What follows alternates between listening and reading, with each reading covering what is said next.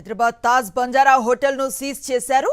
పన్ను బకాయిలు చెల్లించలేదని GHMC seize చేసింది. గత 2 ఏళ్లుగా పన్ను బకాయిలు చెల్లించలేదు తాజ్ బంజారా హోటల్ యాజమాన్యం.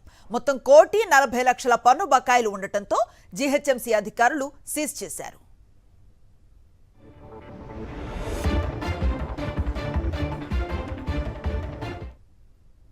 ఇదే అంశంపై మరింత సమాచారాన్ని మా కరెస్పాండెంట్ సాయి కిరణ్ అందిస్తారు. సాయి కిరణ్.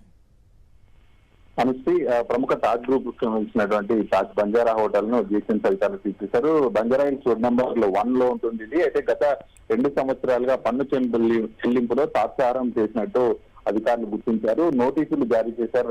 రెడ్ నోటీసులు జారీ చేసినా కూడా వారు స్పందించలేదనేటువంటిది జీహెచ్ఎంసీ అధికారులు చెప్పారు. స్థానికంగా ఉన్నటువంటి జీహెచ్ఎంసీ అధికారి ఏఎంసీ ఉప్పలయ్య అయితే దీన్ని నిన్న సీజ్ చేశారు. 2 సంవత్సరాల నుంచి దాదాపు 1,40,00,000 పన్ను బకాయి ఉందని ఇంతకు స్పందించకపోవడంతో హోటల్ ను సీజ్ చేసినట్టు కూడా అధికారులు ధృవీకరించారు. అయితే మరి అయితే ఇప్పటికే తాజ్ బంజారా హోటల్లో సంబంధించిన నగరానికి చాలా అనుబంధం ఉంటుంది. అనేక ప్రముఖులు ఇందులో కార్యక్రమాలు నిర్వహిస్తుంటారు. మరి అట్లాంటి హోటల్ గడిచిన 2 ఏళ్లుగా కూడా కొంత అందులో కార్యక్రమాలు జరగకపోవడము, మరి అయితే పన్ను చెల్లించడంలో మాత్రం తాత్సారం చేసింది. సో దాదాపు 1,50,00,000 వరకు పన్ను ఉంది. సో ఇది చెల్లించితే గానీ అది సీజ్ అనేటువంటిది జీహెచ్ఎంసీ అధికారులు చెప్తున్నారు.